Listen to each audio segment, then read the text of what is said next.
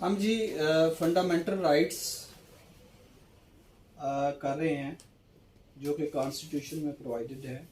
Each examination point of each competition के exam से कोई भी एग्ज़ाम है आपका, वो जुडिशरी के अलावा भी हो, ज़रूरी हैं। उसमें बहुत से जनरल नॉलेज से रिलेटेड भी हैं और बहुत से ऐसे भी इसमें आ सकते हैं। तो इसलिए हम कोशिश कर रहे हैं कि वन बाय वन इसके आर्टिकल को किया जाए। आज हमने इसका जो आर्टिकल लिया है, वैसे तो ये इनकैप्सुलेटेड है आर्टिकल 8 से लेके 28 constitution of Islamic Republic of Pakistan 1973।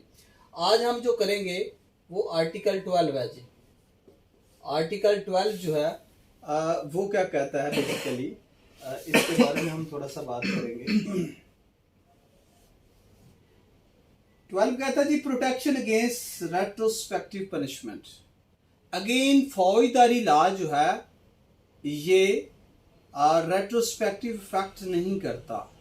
कोई कहीं भी सपोज कि आज एक कानून बना और जिसमें एक एक्ट को जुर्म डिक्लेयर किया गया, लेकिन 6 माह साल पहले वो एक्ट जुर्म नहीं था या उसकी सजा कम थी 6 माह पहले और 3 साल सजा थी, आज उसी जुर्म की सजा 10 साल कर दी गई। तो अगर कहेंगे कि उस बंदे को 10 साल के मुताबिक ट्राई किया जाए तो ऐसा नहीं है, उसे 3 साल के मुताबिक ही ट्राई किया जाएगा। और ये स्ट्रिक्टो सेंसो फौजदारी लॉ में ये स्ट्रिक्टो सेंसो एप्लीकेबल होता है। इवन इसमें सिविल में थोड़ा सा डिफरेंट है। और रेट्रोस्पेक्टिव इसका अपोनेंट वर्ड्स जो है प्रोस्पेक्टिव। लॉ हमेशा से फौजदारी में तो ये बात ही ज़हन से निकाल दे कि कोई लॉ बने और उसका रेट्रोस्पेक्टिव इम्पैक्ट हो, ऐसा मुमकिन ही नहीं है। अब सिविल में भी बहुत रेयर लॉ हैं जिनका रेट्रोस्पेक्टिव इफेक्ट होता है, लेकिन हो सकता है। अब अगर रेट्रोस्पेक्टिव इफेक्ट किसी सिविल में भी होगा तो बहुत सी लिटिगेशन दोबारा शुरू हो जाएंगी, इसलिए बहुत रेयर है, लेकिन हो सकता है। वो प्रोहिबिटेड नहीं है। हर स्टैचू या बेर एक्ट जब बनता है तो उसके नीचे वो लिखा जाता है, आइदर उसमें वैसे स्टैचू की अगर देखा जाए तो वो कहता है कि ये रेट्रोस्पेक्टिव होगा या प्रोस्पेक्टिव होगा, तो मोस्टली प्रोस्पेक्टिव लिखा जाता है। अब इसके साथ अगर वो समटाइम दोनों ही नहीं लिखे जाते तो इसकी कंस्ट्रक्शन फिर ये होती है कि इसको कंसीडर किया जाता है, क्या करेगा सर, प्रोस्पेक्टिव। तो अब इसको प्रोस्पेक्टिव कंसीडर किया जाएगा। अब ये कहता है कि रेट्रोस्पेक्टिव आपको पनिशमेंट या किसी बंदे को नहीं हो सकती।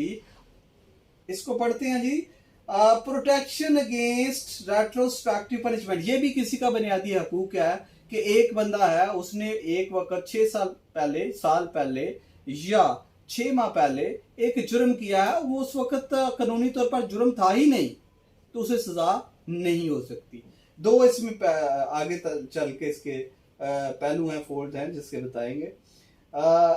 No law shall authorise the punishment of a person a for an act और अमिशन किसी की गलती करना, छोड़ देना, एक्ट कोई किसी का काम होना, that was not punishable by law at the time of act और अमिशन।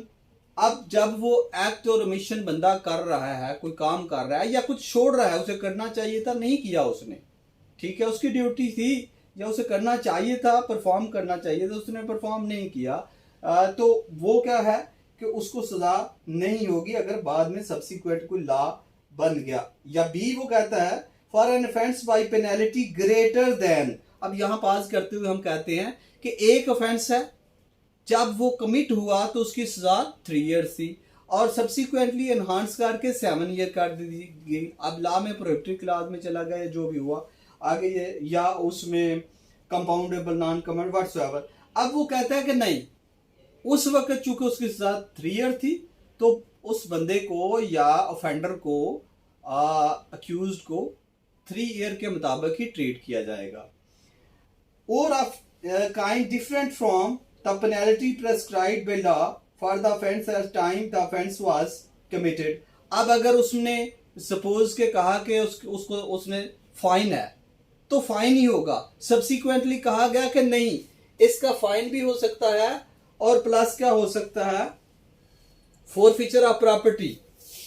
जिसमें ये होगा कि बेनामी ट्रांजैक्शन आया और बेनामी ट्रांजैक्शन रिकॉग्नाइज था। अब बेनामी ट्रांजैक्शन में ना सिर्फ कि उन्होंने पनिशमेंट किया बल्कि कहा कि प्रॉपर्टी जो है वो फोरफिट हो जाएगी। अब ये बेनामी ट्रांजैक्शन आने से पहले जो भी किसी ने बेनामी ट्रांजैक्शन की इवन के सूट भी किए तो उनका रेट्रोस्पेक्टिव उस पर असर नहीं हो रहा। आगे चल के सर इसका तू कहता है नथिंग इज क्लॉज ए और in article 270 shall apply to any law making act और एब्रोगेशंस, एब्रोगेशन रिपील करना, मनसूख करना, रिसाइन करना, और subversion of a constitution in force in Pakistan at any time since the 23rd day of March. Again sir 23rd day hyphenation के साथ उसने दिया और इसको कॉमनली हम कहेंगे कि एक स्पेसिफाई कर दिया। अब मार्च 1946, अगेन 46 को भी हाइफानेशन के साथ एन ऑफेंस। तो वो कहता है जी अगर किसी ने बगावत की, कोई रेबल हुआ तो उसके मुताबिक भी, हाँ यहाँ प्रोवाइजो कर रहा है कि जो 270 आर्टिकल है 270, अब 270 को हम फिर किसी दिन देखेंगे। आज के लिए इतना ही कि रेट्रोस्पेक्टिव पनिशमेंट क्या है और ये क्रिमिनल में हो सकती है कि नहीं। तो बिल्कुल क्रिमिनल में नहीं हो सकती। कहीं भी लॉ मौजूद हो, कहीं भी सवाल है, कहीं भी आपको पूछे, आंखें बंद करके लिख दें कि क्रिमिनल में नहीं हो सकती। इवन रेयर केसेस में अगर लॉ बनता है तो सिविल में हो सकती है। Thank you.